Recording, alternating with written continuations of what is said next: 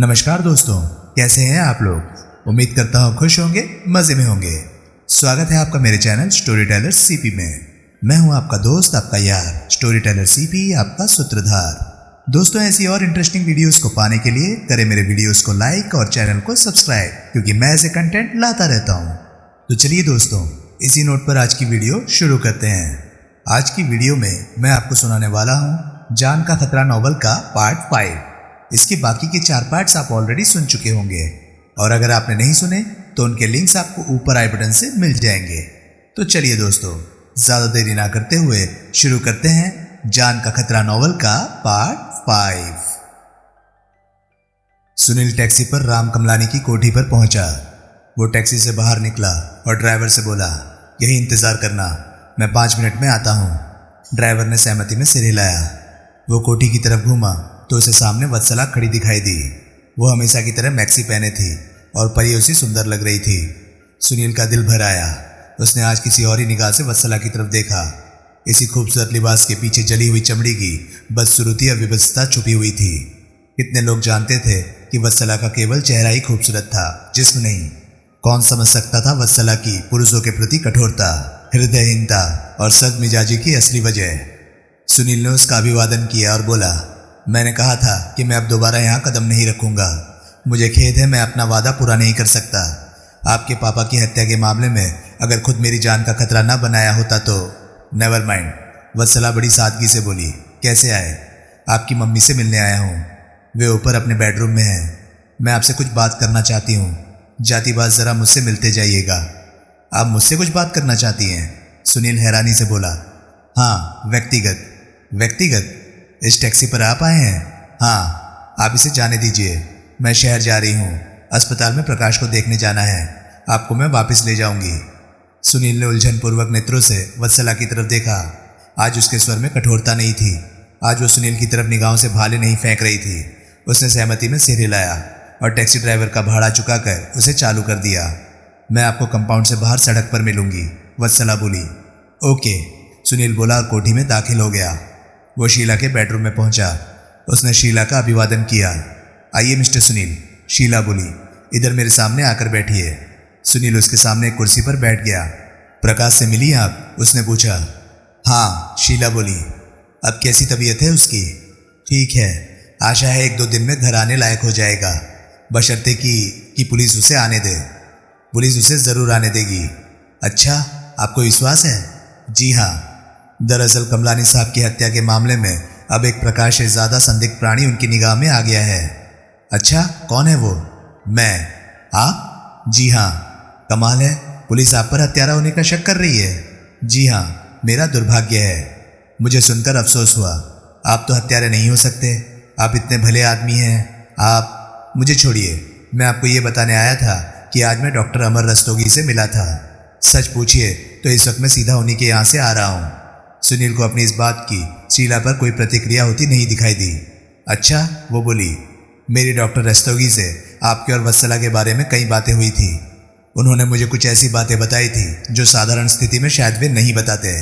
जैसे वत्सला के जले हुए जिस्म की बात, जैसे उसकी आत्महत्या की कोशिश की बात। ओह, वत्सला ने आपको तो शुरू में ही आत्महत्या की वजह बताई होगी। बताई थी, मेरे बहुत जिद करने के बाद बताई थी।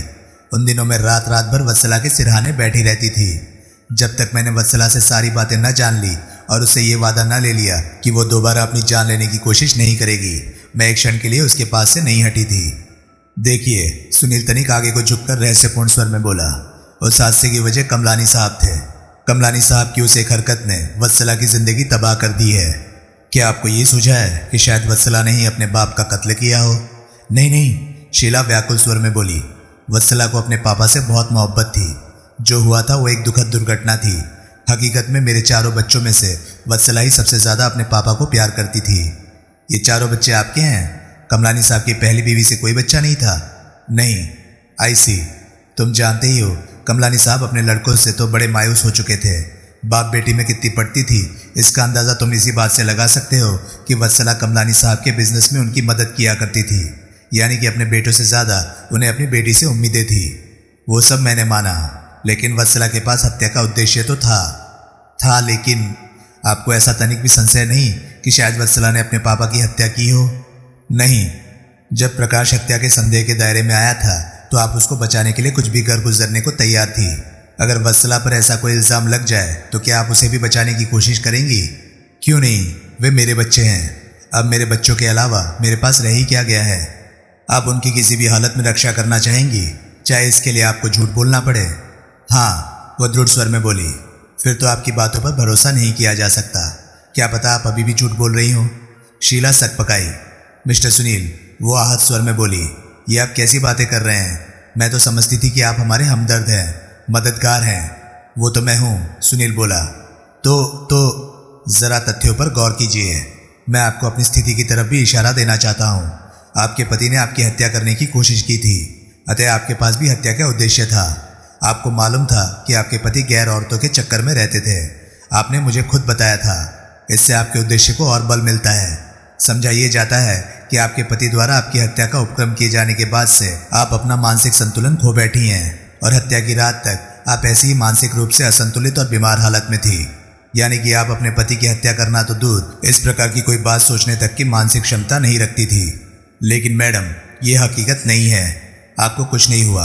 आप अपनी मानसिक और शारीरिक बीमारी का बहाना कर रही हैं। आप पिछले 3 साल से एकदम ठीक हैं। शीला मुंह बाए उसे देखने लगी। मैं पूछता हूँ, आप ये कौन सा खेल खेल रही हैं? सुनील क्रूर स्वर में बोला। क्या बीमारी की इस बहानेबाजी के पीछे आपका ये उद्देश्य था कि जब आपके पति की हत्या की नौबत आए तो किसी को आप पर संदेह करने की सूझे तक नहीं? नहीं, शीला धीरे से बोली। मुझे मालूम है तुम मेरी बात पर विश्वास नहीं करोगे, लेकिन हकीकत यह है कि बीमार बने रहने में मुझे सहूलियत दिखाई देती थी, अपनी सुरक्षा दिखाई देती थी। इस बहाने से मेरी बड़ी देखभाल होती है, मुझे आराम करने का मौका मिलता है, और सबसे बड़ी बात यह है कि मुझे अपने पति के कोप का भाजन नहीं बनना पड़ता। मुझे ये भी भय था कि कहीं मुझे फिर से स्वस्थ हो गया पाकर मेरे पति मेरी फिर से हत्या करने की कोशिश ना करें। मेरी वर्तमान अपाहिजों जैसी दशा देखते हुए उन्हें कोई ऐसा जालिम ख्याल आए, इसकी मुझे उम्मीद नहीं थी। मिस्टर सुनील, विश्वास जानिए, इस बहानेबाजी की इसके अलावा और कोई वजह नहीं थी। मैं एक हिंदू नारी हूँ। मेरा पति अच्छा या बुरा कैसा भी था, मेरा सुहाग था। मैं अपना सुहाग अपने हाथों उजाड़ने की कल्पना भला कैसे कर सकती थी? यही हठधर्मी तो हिंदू नारियों का बेड़ा गर्क किए हुए है, सुनील ने मनी मन सोचा। फिर सुनील कुछ न बोला। वार्तालाप वहीं समाप्त हो गया। चैप्टर 3। वत्सला की कार कोठी के कंपाउंड के फाटक से काफी परे खड़ी थी। सुनील को देखकर उसने धीरे से हॉर्न बजाया। सुनील लंबे ढक भरता हुआ कार की तरफ बढ़ा। बैठो। वो समीप पहुंचा तो वत्सला बोली। कहाँ बैठूं? सुनील बोला। आगे या पीछे? मतलब ये कि जब मालिक कार चला रहा हो तो नौकर चाकर पिछली सीट पर बैठते हैं, और जब नौकर कार चला रहा हो तो मालिक पीछे बैठते हैं। मैं पीछे बैठूं या कार मुझे चलानी है? वत्सला ने एक गहरी सांस ली। फिर उसने हाथ बढ़ाकर अगली सीट का अपने से परे वाला दरवाज़ा खोल दिया। सुनील कार में सवार हो गया। वत्सला ने तुरंत कार को गियर में डाला और उसे मंथर गति से शहर की ओर ले जाने वाली सड़क पर डाल दिया। ये मेहरबानी क्यों? एकाएक सुनील ने पूछा। कल तक तो आप मुझे छूत की बीमारी समझकर मुझसे परहेज कर रही थी, और आज मैं आपके निमंत्रण पर आपकी बगल में बैठा हुआ हूँ। ये करिश्मा कैसे हुआ? इंसान से इंसान को समझने में गलती भी हो सकती है, वो धीरे से बोली। तो क्या आप अपनी गलती कबूल कर रही हैं? Mister Sunil, do I have to draw you a diagram? No, not necessary. मैंने आपके और मोनिका के संबंधों को भी समझने की गलती की। आप उससे मिले जुले, मुझे कोई ऐतराज़ नहीं। मेरे मोनिका से संबंधों को आप समझती हो, मुझे ऐसा नहीं लगता। मेरा मोनिका से कोई पत्थर से ना मारे मेरे दीवाने को जैसी हालत बना लेने जैसे संबंध नहीं थे। अगर ऐसा होता तो मैं आपके टाले ना टलता। आप बात को यूँ समझिए कि मेरी गुलाब में इतनी दिलचस्पी होती है कि मैं उसकी खूबसूरती का कद्रदान बना रहूं और उसकी खुशबू का आनंद हासिल करता रहूं। गुलाब जिसके बगीचे का है वहाँ खिला रहे, उसे उखाड़ कर घर ले आने की मेरी कोई इच्छा नहीं। मिस्टर सुनील, मोनिका से मिलने जुलने की इजाज़त देकर आप मुझ पर कोई भारी करम नहीं फरमा रही है। ये एक मामूली बात है। ये मेरी ज़िंदगी का कोई मकसद नहीं जिसे आप पूरा कर रही हों। कहने का मतलब यह है कि मस्का मारने की ज़रूरत नहीं। मेहरबानी हासिल करने के लिए पहले मेहरबानी करने की कोशिश मत कीजिए। मुझे मालूम है आप मुझसे कोई मदद चाहती हैं। वो मदद हासिल करने के लिए आप मोनिका को चारे की तरह मेरी आंखों के सामने लहराने का हकीर काम मत कीजिए। मैंने ज़िंदगी में ऐसे बहुत से लोगों की मदद की है जो मुझे पसंद नहीं थे और जिन्हें मैं पसंद नहीं था। आप मुझे बदस्तूर नापसंद करती रहिए, मुझे कोई ऐतराज़ नहीं, लेकिन फिर भी मैं आपकी कैसी भी सेवा के लिए हाजिर हूँ। क्यों? वजह आपकी समझ में नहीं आएगी। वजह समझाने के लिए मुझे आपको अपनी ज़िंदगी की पूरी फिलॉसफी समझानी पड़ेगी, जिसमें घंटों लग जाएंगे और इतना वक्त शायद आपके पास ना हो। शायद आपको मेरा ज़्यादा देर आपके पास बैठे रहना गवारा ना हो। वत्सला ने ऐसी निगाहों से सुनील की तरफ देखा कि उसका दिल उखड़कर हाथ में आ गया, लेकिन वो चुप रहा। एकाएक वत्सला ने कार को एक पतली सी सड़क पर मोड़ा और उसे आगे ले जाकर रोक दिया। जानती हैं आप ये क्या जगह है? सुनील बोला। नहीं, वत्सला बोली। कोई खास जगह है ये? इसे लवर्स लेन कहते हैं। यहाँ चांदनी रातों में नौजवान जोड़े आते हैं तन्हाई का आनंद लेने, तन्हाई में तन्हाई का आनंद लेने। अंधेरी रातों में भी आते हैं, लेकिन चांदनी रातों में ज़्यादा आते हैं, क्योंकि चांदनी रात ज़्यादा रोमांटिक लगती है, जैसे आज की रात। यहाँ दिखाई तो कोई नहीं दे रहा, लेकिन यहाँ होंगे बहुत लोग। तो कहीं और चलें? क्या ज़रूरत है, हम तो यहाँ बात करने आए हैं। आप कुछ कहना चाहती थी? मेरा एक दोस्त बड़ी मुसीबत में फंस गया है, वो धीरे से बोली। आपका और दोस्त? सुनील हैरानी जाहिर करता हुआ बोला। मजाक छोड़िए, जो मैं कहना चाहती हूँ भगवान के लिए उसे गंभीरता से सुनिए। ओके, पुलिस को उस पर मेरे पापा की हत्या का संदेह है। जानकर खुशी हुई। वत्सला ने हैरानी से उसकी तरफ देखा।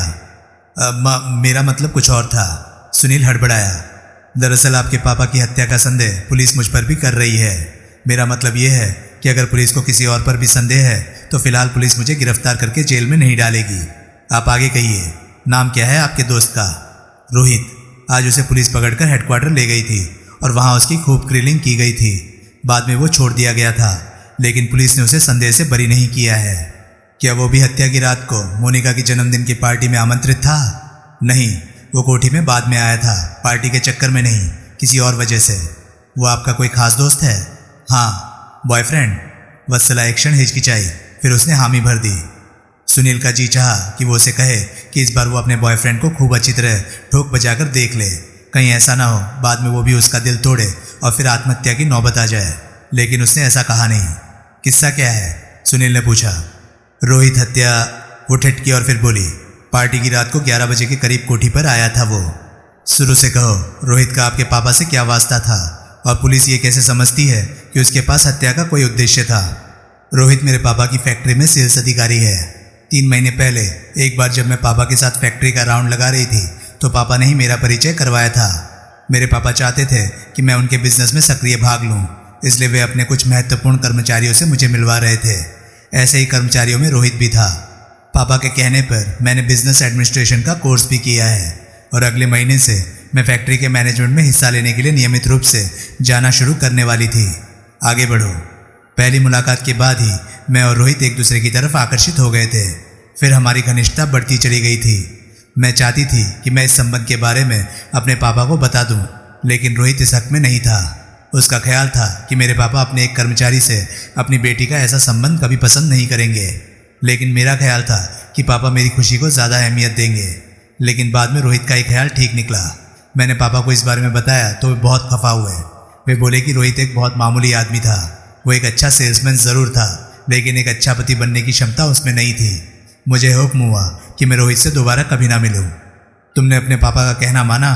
नहीं, मैंने रोहित को अपने पापा की प्रतिक्रिया सुनाई। उसे कोई हैरानी नहीं हुई।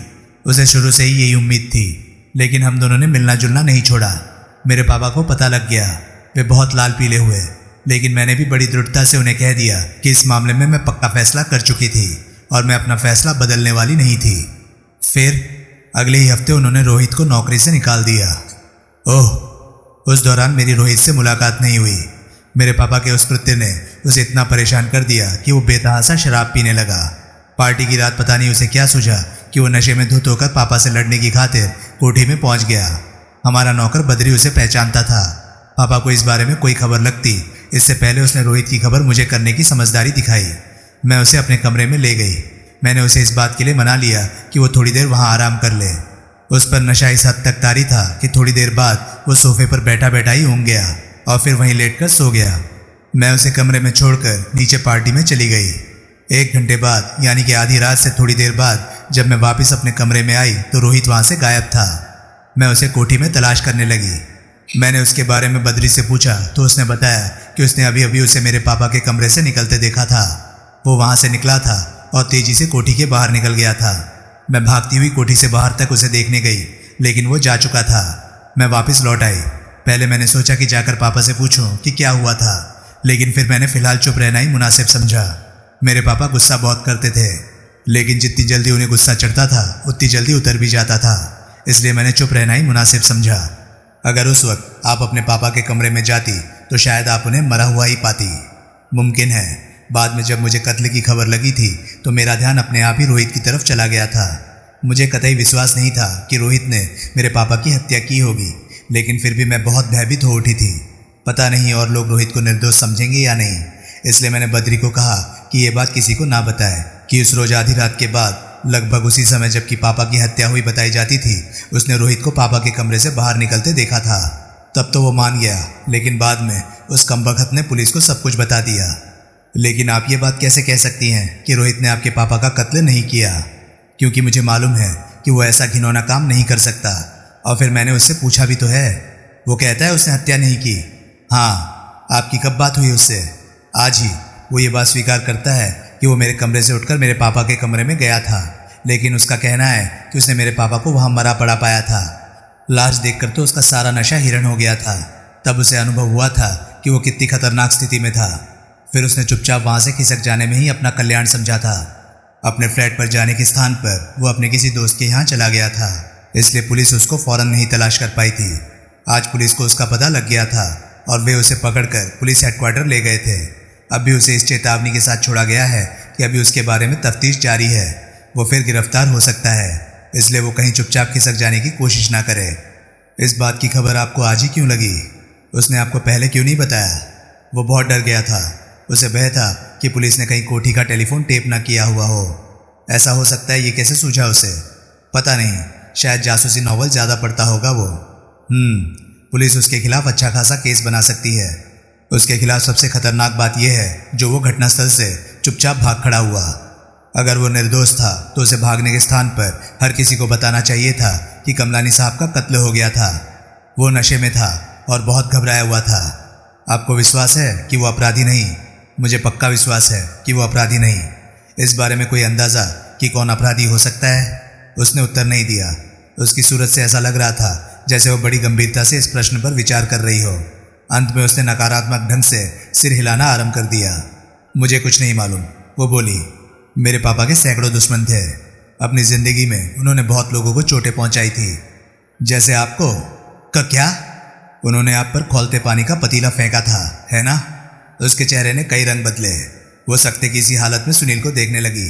उसके होंठ हिले, लेकिन मुंह से शब्द ना निकले। आपको अपने पापा से नफरत थी? सुनील ने बड़े हृदयहीन ढंग से पूछा। नहीं, वो कठिन स्वर में बोली। ये बात आप इसलिए तो नहीं कह रही क्योंकि कहा जाता है कि मर चुके लोगों के बारे में अपशब्द नहीं कहने चाहिए। नहीं, मैं ऐसी बातों में विश्वास नहीं रखती। मैं नहीं मानती कि जब आदमी मर जाए तो उसके चरित्र को लॉन्ड्री से धुलवा कर नुमाइश के लिए खूंटी पर टांग देना चाहिए। मेरे पापा अच्छे थे या बुरे, मुझे उनसे नफरत नहीं थी। जो चोट उनकी वजह से मुझे पहुंची उसकी मुझे उनसे कोई शिकायत नहीं थी। वो एक दुर्घटना थी और ये मेरा दुर्भाग्य था कि मैं उसकी शिकार हुई। चलो मान लिया कि आप साई महात्माओं जैसी फितरत वाली औरत हैं। आप दूसरों का गुनाह बख्श देती हैं, लेकिन ये तो आप भी मानती हैं जो अहित आपके पापा की वजह से आपका हुआ उसके बिना पर आपके पापा से नफरत की जा सकती है। उम्र भर दिल से ना निकलने वाली नफरत। मानती हूँ, लेकिन मुझे अपने पापा से नफरत नहीं थी। वो आपको रोहित से शादी नहीं करने दे रहे थे। वो अभी इनकार कर रहे थे, लेकिन मैं उन्हें मना लेती। उन्हें मेरी जिद के सामने झुकना पड़ता। क्या वे पहली बार झुके थे? तब भी क्या आपको ज़बरदस्ती इसलिए पेरिस नहीं भेज दिया गया था कि आप अपने प्रेमी को भूल जाएं? Oh my God, mister Sunil, क्या मेरी ज़िंदगी की कोई ऐसी घटना भी है जो आप ना जानते हो? क्या ये सच नहीं कि आपके पापा ने कदम कदम पर आपके रास्ते में रोड़े अटकाए थे? नहीं, वे मेरे से ज़्यादा समझदार थे। वे मेरा भला बुरा मुझसे बेहतर समझते थे। उन्होंने मुझे पेरिस इसलिए भेजा था कि मैं अपने अपरिपक्व प्रेम को भूल जाऊं, और मैं भूल गई थी। फिर वहाँ आपका दिल टूटा तो आप यहाँ वापस आ गई। वो चुप रही। फिर तो शायद आप रोहित को भूल जाएं। नहीं, वो फुसफुसाई। या शायद आपको उसे मजबूरन भूलना पड़े। नहीं, मैं नहीं भूल सकती। उसे आपके जली होने की खबर है? नहीं, लेकिन देर सवेर उसे खबर तो लगेगी ही। ठीक है, लेकिन मैं उसे अभी नहीं बता सकती। बाद में शायद वो भी उसी प्रकार आपका दिल तोड़े जैसे आपके पेरिस वाले दोस्त ने तोड़ा था। मैं नहीं बता सकती। मैं अपने आप में हौसला नहीं जुटा पाती। अगर उसने मुझसे मुंह फेर लिया तो? यही सच्ची मोहब्बत का इम्तिहान है। अगर हकीकत जानकर उसने आपसे मुंह फेर लिया तो समझ लीजिएगा कि वो मोहब्बत का नाटक कर रहा था। वो आपसे मोहब्बत नहीं करता था। फिर आपको उसे खोने का अफसोस नहीं होगा।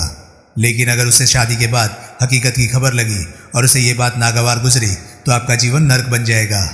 मिस्टर सुनील, आप मेरी समझ से बाहर हैं। अभी तो आप मुझ पर मेरे पापा के कत्ल का इल्ज़ाम लगा रहे थे और अभी आप मेरे हमदर्द बनकर मुझे ऐसी नेक सलाह दे रहे हैं।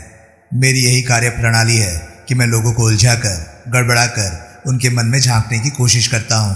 मैं अभी भी ये जानने की कोशिश कर रहा हूँ कि क्या आप अपने पापा की कातिल हो सकती हैं। क्या जाना? कुछ नहीं, मेरी निगाह में आप कातिल हो सकती हैं। रोहित भी कातिल हो सकता है, खुद आप भी तो कातिल हो सकते हैं। आपको भी तो उस रिवॉल्वर पर जिससे कत्ल हुआ है अपनी उंगलियों के निशान की मौजूदगी की कोई तगड़ी सफाई देनी होगी। करेक्ट, इसलिए सोचता हूँ कि रोहित फंसा रहे ताकि मैं बचा रहूँ। मिस्टर सुनील, वो हैरानी से बोली, आप गंभीर हैं? नहीं, सुनील गहरी सांस लेकर बोला, मजाक कर रहा था। Thank God. अब चला जाए, चांदनी और छिटकती जा रही है। ऐसे माहौल में ज़्यादा देर यहाँ ठहरना खतरनाक सिद्ध हो सकता है। तो आप रोहित के लिए कुछ करेंगे? मैं असली हत्यारे को तलाश करने की कोशिश कर रहा हूँ। अगर रोहित हत्यारा नहीं है और असली हत्यारे को तलाश करने में मैं कामयाब हो गया तो रोहित के लिए तो अपने आप ही सब कुछ हो जाएगा। ओके?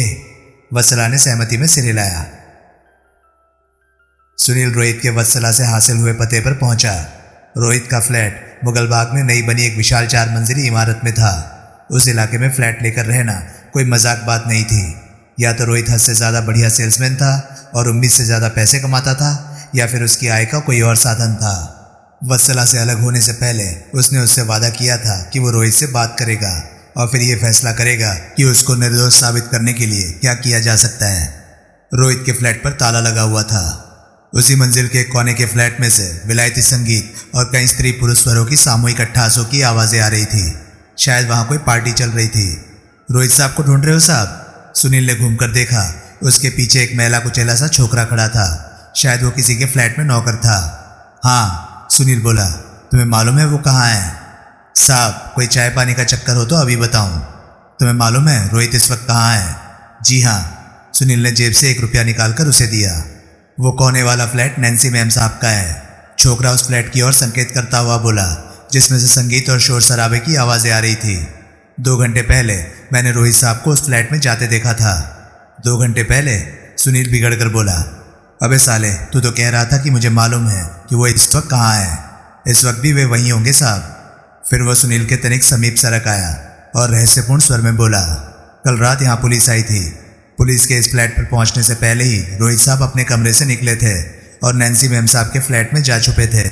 मैंने खुद अपनी आंखों से देखा था। आज सुबह भी वे वहीं थे। तुम्हें पक्का पता है कल रात रोहित नैन्सी के फ्लैट में था? एकदम पक्का पता है साहब। उन्होंने अपने फ्लैट की खिड़की से पुलिस को आते देख लिया होगा, इसलिए वे भागकर नैन्सी के फ्लैट में जा छुपे थे। तुमने ये बात पुलिस को क्यों नहीं बताई थी? अजी साहब, मैंने पुलिस वालों के पास पटकने की कोशिश की थी तो उन्होंने मुझे डांट कर भगा दिया था। और चाय पानी का चक्कर पुलिस से थोड़ी ही चलता। वाह पट्टे, तो ज़रूर तरक्की करेगा। दिन में जब दोबारा पुलिस आई थी तो रोहित साहब को अपने साथ ले गई थी। लड़का अकड़ कर बोला, तब भी मैं यहीं था। ये लो। सुनील ने उसे एक 5 का नोट निकाल कर दिया। जाओ, सिनेमा भी देखना। मेहरबानी साहब। छोकरा उसे सलाम ठोकता हुआ बोला। अब फुटो। छोकरा वहाँ से टल गया। सुनील कोने वाले फ्लैट के सामने पहुंचा। सुनील ने कॉल बेल बजाई। भीतर इतना शोर था कि पता नहीं घंटी बजने की आवाज़ किसी के कानों में पड़ी भी थी या नहीं। अगली बार उसने बहुत देर तक कॉल बेल का बटन दबाए रखा। दरवाज़ा खुला और एक जीन्सधारी सुंदरी चौखटी पर प्रकट हुई। उसने सिर से पांव तक सुनील को देखा और फिर अनिश्चित स्वर में बोली, तुम होटल से आए हो? आया तो नहीं हूँ। सुनील अपने चेहरे पर एक गोल्डन जुबली मुस्कुराहट लाता हुआ बोला, लेकिन अगर आप हमेशा मुझे यूं ही बुलाने का वादा करें तो जाकर किसी होटल में नौकरी कर लेता हूँ। लड़की ने एक बार फिर उसे ऊपर से नीचे तक देखा। सुनील अपने कॉफ़ी के रंग के सूट में बहुत जच रहा था। लड़की ने फ्लैट के भीतर की ओर मुँह किया और उस स्वर में बोली, फ्रेंड्स, कोई मंगल ग्रह से प्राणी आया है, लेकिन मेरे सिवाय कोई इसे हाथ न लगाए। इसे पहले मैंने देखा है। उसने सुनील की बाँह पकड़कर उसे भीतर खींच लिया और दरवाज़ा बंद कर लिया। सुनील को फ्लैट की बैठक में 4 युवतियाँ और 4 युवक और दिखाई दिए। 3 जोड़े रेडियोग्राम में से निकलती संगीत की धुन पर डांस कर रहे थे। एक लड़का और एक लड़की रेडियोग्राम के पास खड़े थे। सब ने ठिठक कर सुनील की तरफ देखा। रेडियोग्राम के समीप खड़ी लड़की एकाएक आगे बढ़ी और सुनील के समीप आकर मुस्कुराती हुई बोली, अच्छा हुआ तुम आ गए। कमाल है, सुनील हैरानी से बोला, आप लोगों को मालूम था मैं आने वाला हूँ? नहीं, लेकिन हमारे लिए तुम आसमान से टपके हो। देख नहीं रहे हो, यहाँ लड़कियाँ 5 है और लड़के 4, यानी कि किसी को इस बात से कोई मतलब नहीं कि मैं कौन हूँ, चाहे मैं काला चोर हूँ। तुम न काले हो न चोर हो, अच्छे खासे डिसेंट आदमी हो। रमा के कथा अनुसार हम समझ लेते हैं कि तुम सच में ही मंगल ग्रह से आए आदमी हो। रमा, जिसने अभी तक सुनील की बाह नहीं छोड़ी थी, बड़ी मासूमियत से बोली, नैन्सी, इसे मैं रख लूँ? आखिर पहले इसे मैंने देखा था। रख ले रख ले, नैन्सी बड़ी दयानतदारी से बोली। वो सुनील की तरफ देखकर मुस्कुराई। सुनील भी मुस्कुराया। कमाल है, वो मंत्रमुग्ध स्वर में बोला, मुझे नहीं मालूम था हिंदुस्तान ने इतनी तरक्की कर ली है। अरे क्या हो रहा है? एकाएक रेडियोग्राम के पास खड़ा युवक बोला। नैन्सी, कौन है ये साहब? पूछकर बताती हूँ रोहित, नैन्सी बोली। तो वो था रोहित। सुनील ने बड़े गौर से उस युवक को देखा। तुमने रोहित का सवाल सुना हैंडसम? नैन्सी उससे बोली। मेरा नाम प्यारेलाल है, सुनील शर्माता हुआ बोला। यहाँ हनीमून पर आया हुआ हूँ, बड़ी मुश्किल से दुल्हन को धोखा देकर भागकर यहाँ पहुँचा हूँ। नैन्सी ने जोर का अट्टहास किया। नैन्सी, रमा विरोधपूर्ण स्वर में बोली, अब छोड़ो भी बेचारे को, तुम जाओ, रोहित बुला रहा है तुम्हें। झाड़ू मारो रोहित को, नैन्सी मुंह बिगाड़ कर बोली। वो तो रोज ही बुलाता है। फिर नैन्सी वहाँ से हटी, साइड टेबल के पास गई और वहाँ से 2 जाम तैयार करके वापस लौटी। उसने एक गिलास सुनील को थमा दिया और अपना गिलास उसके गिलास से टकराती हुई बोली, चीयर्स। चीयर्स, सुनील बोला। उसने गिलास को मुंह नहीं लगाया। तभी फ्लैट की घंटी बजी।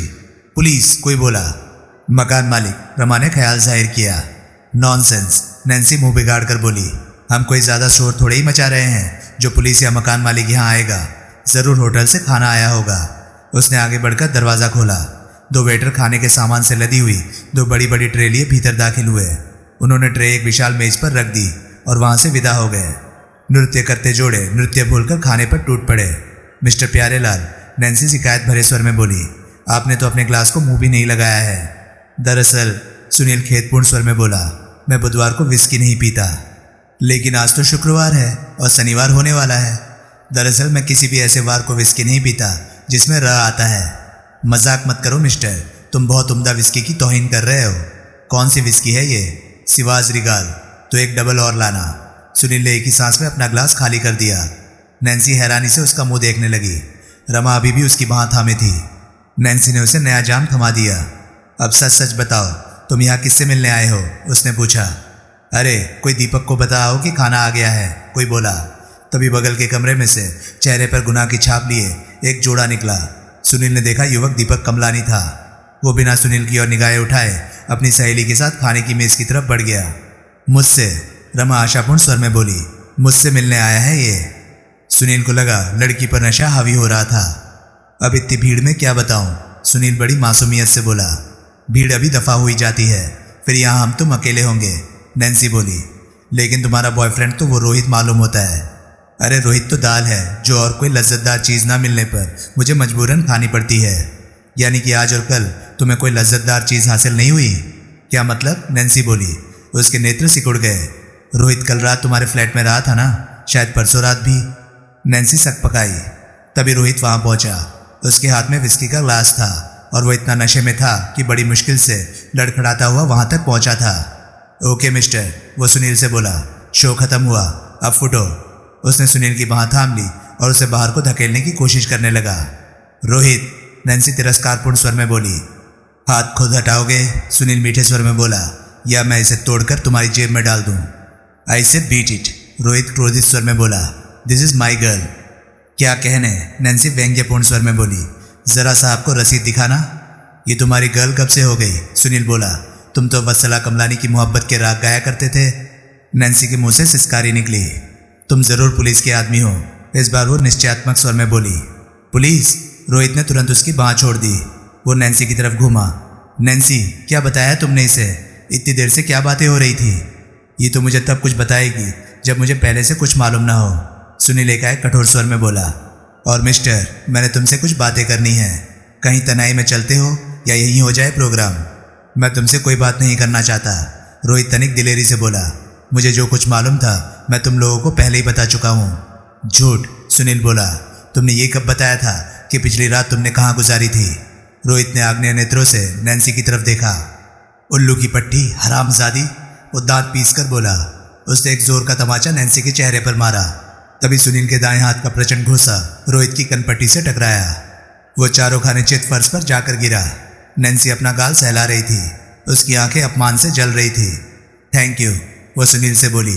अब एक मेहरबानी और करो, इसे मेरे फ्लैट से बाहर फेंक दो, खिड़की के रास्ते। किसी ने रोहित को सहारा देकर उसके पैरों पर खड़ा कर दिया। अपने फ्लैट में चलो, सुनील ने कर्कश स्वर में आदेश दिया। रोहित लड़खड़ाता हुआ फ्लैट से बाहर निकल गया। लगता था एक घूंसे ने उसके मस्तिष्क के कई कपाट खोल दिए थे। सुनील उसके पीछे बाहर गलियारे में निकल आया। अपने फ्लैट के आगे पहुंचकर रोहित ने ताला खोला। सुनील उसके पीछे पीछे भीतर दाखिल हो गया। रोहित ने बत्ती जलाई।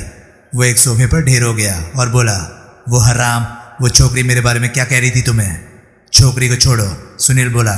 कल रात की बात करो। तुम्हें उसका शुक्रगुजार होना चाहिए कि उसने तुम्हें अपने फ्लैट में रखा।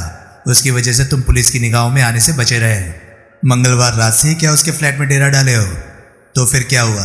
उसके फ्लैट पर रहकर क्या कोई गुनाह कर दिया है मैंने? वो बच्ची नहीं है, बालिग लड़की है, रोहित बोला। मैं जहाँ चाहूँ रह सकता हूँ। अगर उसे ऐतराज़ नहीं तो तुम्हें क्या ऐतराज़ है? लेकिन तुम पुलिस से क्यों छुप रहे थे? हाँ, छुप रहा था। इसलिए छुप रहा था क्योंकि मैं चाहता था कि असली अपराधी पकड़ा जाए और फिर मुझे पुलिस के चक्कर में पड़ना ही ना पड़े। यानी कि तुमने कमलानी का कत्ल नहीं किया? हे भगवान, अभी ये बात मुझे और कितनी बार कहनी होगी? अपनी कहानी एक बार फिर दोहराओ। तुम्हारा कहना है कि तुम कमलानी की कोठी पर उसका कत्ल करने की नीयत से नहीं रुके थे, है ना? हाँ, मैं तो उसको ये नोटिस देने गया था कि अगर वो मुझे और वत्सला को शादी की इजाज़त नहीं देगा तो हम उसकी इजाज़त के बिना एक दूसरे से शादी कर लेंगे।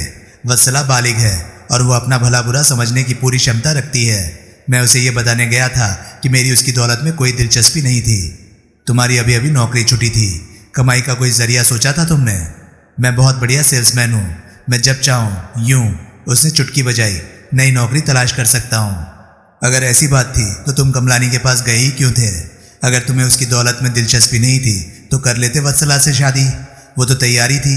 अपने इरादे उसके बाप को बताने जाने की क्या ज़रूरत थी, खास तौर से तब जब उसका बाप तुम्हें अपना इरादा पहले ही बता चुका था। तुम्हें नौकरी से निकाल कर तुम्हारे दिमाग में ठूस कर घुसा चुका था। तुम बाप के स्थान पर बेटी के पास जाते और उसे कहते कि वो तुम्हारे साथ भाग चले। अगर वो भाग जाती तो उसका बाप उसे अपनी जायदाद से बेदखल ना कर देता। रोहित के मुंह से निकला। यही तो कह रहा हूँ बेटा कि तुम्हारी लड़की में नहीं, लड़की के बाप की दौलत में दिलचस्पी थी। दौलत में दिलचस्पी मेरी नहीं, वत्सला की थी, रोहित झल्लाकर बोला। वो अपने बाप के बिजनेस में पार्टनर बनना चाहती थी और वो मेरे साथ भाग जाती तो ऐसा कैसे मुमकिन होता? दौलत का लालच वत्सला को था। वो अपने बाप को खफा नहीं करना चाहती थी। वो चाहती थी कि मैं चुप रहूं। वो अपने बाप को समझा लेगी, लेकिन प्रत्यक्ष वो अपने बाप को समझा नहीं पा रही थी और मुझसे और इंतज़ार नहीं हो रहा था। मैं उस रात कमलानी से दो टूक बात करने गया था। अपने में मुनासिब हिम्मत जुटाने के लिए मैंने थोड़ी विस्की पी ली थी। उसके कत्ल के बारे में तो मैंने सपने में भी नहीं सोचा था। मैं तो उसे ये कहने गया था कि वो हमें अपना आशीर्वाद देता था तो दे, नहीं तो जहन्नुम में जाए। लेकिन इत्तेफाक से बद्री ने मुझे देख लिया। उसने जाकर वत्सला को कह दिया और वो मुझे ज़बरदस्ती अपने कमरे में ले गई। वहाँ शायद मैं नशे में होश खो बैठा। बाद में किसी समय मुझे होश आया तो मैं उठकर कमलानी के कमरे में पहुँचा, लेकिन वो मरा पड़ा था। लाश देखकर मेरा सारा नशा उड़ गया। मैं जितनी जल्दी हो सकता था वहाँ से भाग खड़ा हुआ। गुरु, सुनील प्रशंसात्मक स्वर में बोला, विश्वास हो गया कि तुम वाकई कांटे के सेल्समैन हो। वाह, क्या कहानी गढ़ी है और कितने विश्वसनीय अंदाज से प्रस्तुत किया है उसे। लेकिन बेटा, तुम दाई से पेट छुपाने की कोशिश कर रहे हो। बंदा तुम्हारी कहानी में से भी हकीकत भांप लेने की क्षमता रखता है। असली बात तुम्हें मैं बताता हूँ। तुम कमलानी की दौलत के पीछे पड़े हुए थे, लेकिन वो तुम्हें अपने दामाद के रूप में स्वीकार करने को तैयार नहीं था, क्योंकि वो तुम जैसे चरित्रहीन और आदर्शहीन नौजवान की जात पहचानता था। तुम कितने बड़े शराबखोर और औरतखोर हो, इसका नमूना मैं अभी नैन्सी के फ्लैट में से देखकर आ रहा हूँ। कमलानी मुझसे कहीं ज़्यादा दुनिया देखा भाला आदमी था। तुम्हारी बात उससे छुपी नहीं रह सकती थी। उसने तुम्हारी असलियत अपनी बेटी पर नहीं खोली थी, क्योंकि वो नहीं चाहता था कि उसका भरम टूटे और उसे उम्मीद थी धीरे धीरे वो खुद समझ जाएगी। लड़की तुमसे सचमुच मोहब्बत करती थी। तुम नहीं चाहते थे कि उसे समझ आए या वक्त के साथ मोहब्बत की वो आग ठंडी पड़ती जाए जो तुमने अपनी सेल्समैनशिप दिखाकर बड़ी मेहनत से उसके सीने में भड़काई थी। उस वक्त हालात को अपने काबू में रखने का एक ही तरीका था कि तुम कमलानी की हत्या कर दो और वत्सला से शादी कर लो। बाप की दौलत में वत्सला का हिस्सा भी होता। इस प्रकार तुम्हारे दांत कमलानी की सारी नहीं तो 1/5 दौलत पर तो गड़ी जाते। तुम पागल हो। तुम घर से एक नपीतुली योजना के अनुसार शराब पीकर गए थे। वहाँ तुमने जानबूझकर ऐसी स्थिति पैदा की थी कि वत्सला तुम्हें अपने कमरे में ले जाए। वहाँ तुमने बेहोश हो जाने का बहाना किया ताकि वत्सला तुम्हारी ओर से निश्चिंत हो जाए और तुम्हें छोड़कर पार्टी में चली जाए। तुम्हारी मूल योजना ये थी कि वत्सला के जाने के बाद किसी समय तुम चुपचाप उठोगे, जाकर कमलानी का खून कराओगे और वापस वत्सला के कमरे में आकर पड़े रहोगे। बाद में तुम ये जाहिर करते कि तुम्हें तो पता ही नहीं लगा था कि तुम्हारी बेहोशी के दौरान क्या कुछ हो गया था। लेकिन तुम्हारा दुर्भाग्य कि तुम बद्री द्वारा कमलानी के कमरे से निकलते देख लिए गए और तुम्हारी स्कीम की टांग टूट गई। फिर तुम आतंकित होकर वहां से भाग खड़े हुए और आकर नैन्सी के फ्लैट में छुप गए। एकाएक रोहित का नशा एकदम काफुर हो गया। उसके माथे पर पसीने की बूंदें चूं-चूं आई।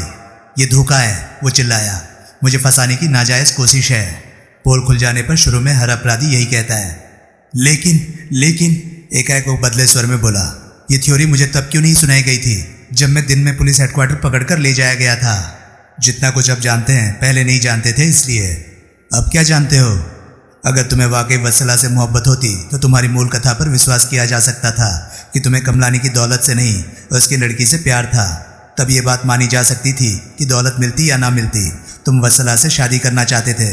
लेकिन अभी जो ड्रामा मैं नैन्सी के फ्लैट में देख कर आ रहा हूँ, उससे ये बात दिन की तरह साफ हो गई है कि तुम एक धोखेबाज मर्द हो। तुम्हें वत्सला से कतई मोहब्बत नहीं, तुम केवल उसकी दौलत हासिल करने के लिए उसकी मोहब्बत का स्वांग भर रहे थे। रोहित ने पिंजरे में फंसे चूहे के से व्याकुल भाव से सुनील की तरफ देखा और फिर दबे स्वर में बोला, देखो मैं जानता हूँ मैंने तुमसे झूठ बोला है, लेकिन ईश्वर की सौगंध मैं हत्यारा नहीं। मैं कबूल करता हूँ कि मैंने कमलानी की दौलत के लालच में वत्सला पर डोरे डाले थे। जब मुझे ये दिखाई देने लगा था कि दौलत मेरे हाथ आने वाली नहीं थी तो मेरे इसका बुखार ठंडा पड़ गया था। मैं कमीना इंसान हो सकता हूँ, घटिया इंसान हो सकता हूँ, लेकिन हत्यारा नहीं हूँ। अच्छा, मैं सच कह रहा हूँ। अरे वत्सला में क्या रखा है? वो तो एक ठंडी औरत है जिसकी दौलत हथियाने को मैं अपना गर्मा गर्म इसको उस पर उड़ेल रहा था। औरत होती है नैन्सी, मैं उस पर मरता हूँ, लेकिन क्या करूँ, दौलत का लालच भी तो हाथ से नहीं छोड़ा जाता। अब तो तुम्हें नैन्सी भी घास नहीं डालेगी। तुम अभी उसे थप्पड़ मार कर आए हो, उससे क्या होता है?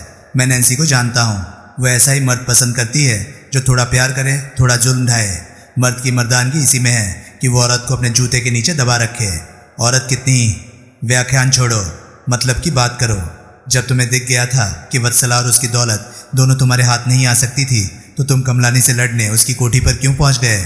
क्योंकि मैं क्रोध से पगलाया हुआ था। इस वजह से नहीं क्योंकि बूढ़ा अपनी लड़की से मेरी शादी नहीं होने दे रहा था। मेरे क्रोध की और ही वजह थी जो मैं आज पहली बार तुम्हें बता रहा हूँ। मैंने हर किसी को यही कहा है कि मुझे कमलानी ने इसलिए नौकरी से निकाला था क्योंकि मैंने उसकी छोकरी फांस रखी थी। लेकिन हकीकत ये नहीं थी। हकीकत ये थी कि एक रोज़ मैंने दोपहर में ही दफ्तर के वक्त में 5-6 पैक विस्की पी ली थी। एक आध पैक तो मैं ऐसे ही पहले पी लिया करता था, लेकिन नौकरी के वक्त इतनी ज़्यादा शराब पी लेने की मूर्खता मुझसे पहली बार हुई थी। उसी रोज़ लंच के बाद एक बड़े महत्वपूर्ण ग्राहक से मैंने एक बहुत बड़े सौदे की बात करनी थी। बातचीत के दौरान पता नहीं कैसे मैं इतना तैश खा गया कि मैंने एकाएक ग्राहक को गिरेबान से पकड़कर झंझोड़ दिया और उसे कई मोटी मोटी गालियां दे दी। बात कमलानी के कानों तक पहुंची। बूढ़ा अनुशासन का बड़ा पक्का था। उसने उसी क्षण मुझे 1 महीने की तनख्वाह देकर न केवल नौकरी से निकाल दिया बल्कि सारे ट्रेड में ये बात फैला दी कि मैं ऐसा गैर जिम्मेदार आदमी था कि कंपनी के टाइम में शराब पीकर ग्राहकों के साथ हाथापाई कर सकता था और धंधा चौपट कर सकता था। मुझे कमलानी पर गुस्सा इस बात पर नहीं आया था कि उसने मुझे नौकरी से निकाल दिया था, बल्कि इस बात पर आया था कि उसने मुझे और भी कहीं नौकरी के काबिल नहीं छोड़ा था। उस रात शराब के नशे में कमलानी को अपमानित करने की और उसे 2-4 हाथ जमाने की इच्छा मेरे मन में इस कदर बलवती हुई कि मैं आंधी तूफान को मात करता हुआ कमलानी की कोठी पर पहुंच गया। लेकिन मेरे साथ उसकी हाथापाई की नौबत ही नहीं आई। बूढ़े का पहले ही किसी ने काम तमाम कर दिया था। वाह, क्या दिमाग पाया है। उस्ताद जी, कहानियाँ गढ़ने में तुम्हें कमाल हासिल है। तुम तो खामखा सेल्समैन बने अपना वक्त बर्बाद कर रहे थे। अच्छा हुआ तुम्हारी नौकरी छूट गई। गुरु, बम्बई पहुंचो, बम्बई। तुम्हारे कदम रखने की देर है। देख लेना, सलीम जावेद फौरन से पेशतर अंडमान निकोबार भाग जाएंगे। मजाक मत करो, मैं हकीकत बयान कर रहा हूँ। तुम्हारे जैसी नीयत के नौजवान जिन्हें खुदा ने अच्छी सूरत भी बख्शी हो, रईस घरों की लड़कियों को बरगलाने में कितने माहिर होते हैं ये मैं खूब समझता हूँ। तुम्हारा थोबड़ा ही तुम्हारी कामयाबी का राज है। सोच रहा हूँ इसका थोड़ा सा प्लस्तर उधेड़ दूँ तो वक्ती तौर पर ही सही, किसी भोली भाली लड़की का तो भला होगा ही। तो क्या मतलब? रोहित विचलित स्वर में बोला। वो हड़बड़ाकर उठ खड़ा हुआ और एक कदम पीछे हटा। क्या कह रहे हो तुम? तो दोस्तों, ये था जान का खतरा नॉवल का पार्ट 5। ये पार्ट आपको कैसा लगा प्लीज़ कमेंट सेक्शन में अपनी राय मुझे ज़रूर बताएं। और हाँ, अगर आपको मेरे वीडियोस पसंद आ रहे हैं तो प्लीज़ उन्हें लाइक कीजिए और चैनल को सब्सक्राइब कीजिए, क्योंकि मैं ऐसे कंटेंट लाता रहता हूँ। तो चलिए दोस्तों, मैं मिलता हूँ अब आपसे अगली वीडियो में। तब तक के लिए नमस्कार, गुड बाय, सेफ रहिए, खुश रहिए, मज़े करिए।